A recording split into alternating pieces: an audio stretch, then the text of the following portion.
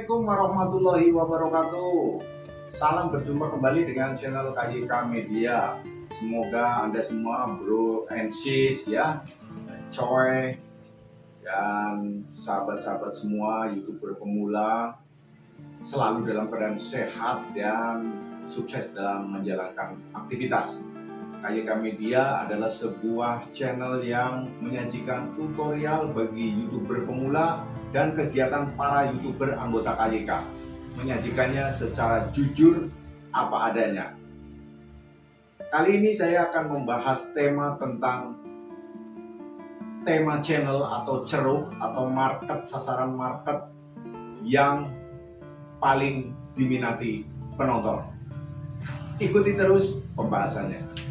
Perlu dipahami bahwa membuat channel bukan hanya mengejar subscriber dan bukan hanya mengejar view. Kalau hanya mengejar subscriber dan view, maka ada 4 ceruk market yang diminati oleh penonton Indonesia. Satu adalah tema tentang erotis, yang kedua tema tentang materialistis, yang ketiga adalah tentang agamis, yang keempat adalah tentang hal-hal mistis. Nah, empat ya yang paling disukai penonton Indonesia. Namun tidak semudah itu, karena di berbagai tahapan berikutnya hal-hal tersebut sungguh tidak berlaku, bahkan cenderung menyesatkan. Oke, akan saya bahas mengapa 4 tema itu yang is tadi kurang cocok, atau supaya Anda tidak gagal paham ya. Yang pertama adalah hal-hal erotis. Bagi YouTuber pemula atau orang awam akan berpikiran bahwa video-video yang bertema erotisme akan banyak penonton dan banyak subscriber dan juga disukai oleh banyak orang. Pada satu sisi memang betul, tapi di sisi lain ada peraturan YouTube yang cukup ketat yang bisa mendeteksi mana sebuah erotisme, mana sebuah pendidikan, mana sebuah hiburan yang berkaitan dengan iklan. Sehingga channel-channel yang menampilkan erotisme semata, mungkin yang nonton jutaan, subscribernya puluhan juta, tapi tidak ada iklan atau tidak menghasilkan uang. Ya. Kemudian tentang agamis ya, channel-channel agamis yang dimaksud adalah channel yang ketika Anda sebagai YouTuber tidak punya kualifikasi agama, tidak menguasai ilmunya, hanya karena ingin viewer dan subscriber banyak, Anda menampilkan konten-konten tentang agama. Ya, apalagi dengan konten-konten yang katakanlah menyudutkan ataupun menyebarkan keburukan ataupun menjelekkan agama ataupun berkaitan dengan SARA.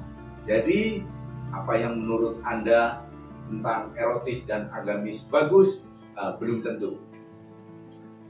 Lihat konteksnya, tujuannya, dan kondisi Anda sebagai YouTuber pengelola channel. Yang kemudian ada yang ketiga, itu hal-hal yang berkaitan dengan materialis. Sebuah channel yang menunjukkan sebuah kemewahan, pamer kekayaan ya, hedonisme yang mungkin banyak penggemar ataupun yang nonton, tetapi juga cukup banyak juga yang kontra atau tidak menyukainya. Jika konten materialis Anda tidak menampilkan sisi yang lain, misalnya sisi humanis ataupun sisi tentang berbuat kebaikan, mengajak kebaikan, hanya sekedar pamer untuk kesombongan, channel Anda di masa yang bersifat jangka menengah panjang mungkin akan ditinggalkan. Yang keempat adalah channel yang berkaitan tentang hal-hal mistis atau gaib. Ini juga cukup banyak penggemar dan penontonnya. channel-channel ini tidak ada masalah ketika Anda berhasil mengelolanya atau menyajikannya secara berimbang dan secara cerdas. Namun ketika Anda menyajikannya asal-asalan atau ugal-ugalan, maka beberapa peraturan YouTube menyatakan bahwa di segmen atau di fragmen tertentu tidak sesuai dengan para pengiklan.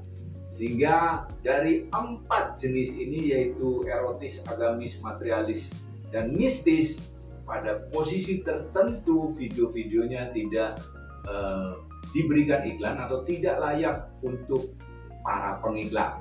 Ya, jadi jangan keliru memahami apa yang saya sampaikan.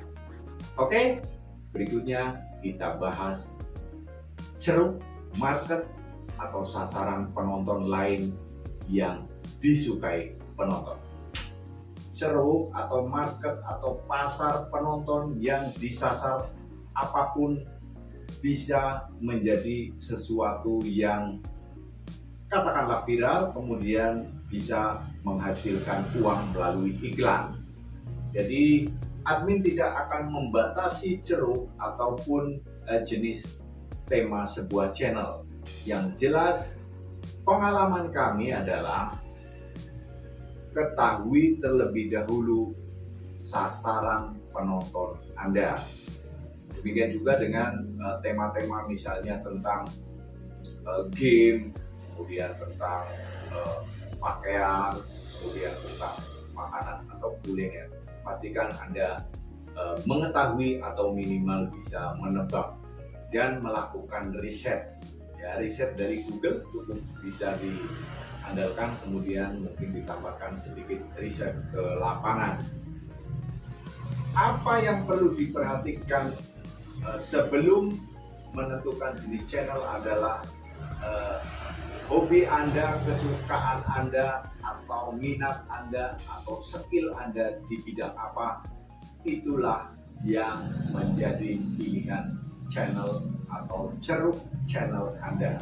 Nah, bagaimana ketika Anda menyukai banyak hal dan merasa bahwa satu hal atau satu tema tidak cukup, maka tidak ada cara lain adalah Anda membuat 2 atau 3 channel.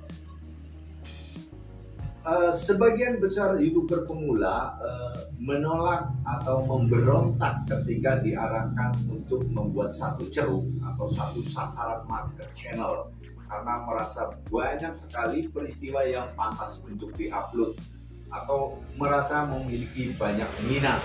Nah, ini Anda harus mengikuti dahulu apa yang disampaikan atau dimintakan oleh sistem YouTube dan juga para senior YouTuber yang sudah melakukan hal yang demikian. Nah, jika Anda cukup keras kepala, maka buatlah 2, 3, 4 atau mungkin 10 channel sesuai dengan keinginan dan kemampuan Anda. Jangan mencampur adukan sebuah channel dari berbagai macam ceruk yang terlalu banyak, ceruk atau market atau niche yang terlalu banyak. Nah, dengan pembahasan ini saya harap YouTuber pemula bisa segera menentukan tema atau ceruk channel sehingga kemudian Anda bisa segera membuat video, kemudian mengeditnya dan menguploadnya, ya. Untuk yang masih bingung, silakan Anda upload mungkin sekitar 2, 3, sampai 5 video sesuai keinginan Anda, kemudian Anda baca kecenderungannya, namun pada akhirnya Anda harus menentukan ceruk atau tema channel dalam satu bidang atau maksimal 2 bidang yang bersinggungan atau berhubungan langsung. Oke, selamat mencari ide, selamat mencari data fakta untuk evaluasi ataupun sedikit penelitian, kemudian tentukan ceruk atau tema channel. Terima kasih atas kunjungan Anda. Sampai berjumpa kembali. Wassalamualaikum warahmatullahi wabarakatuh.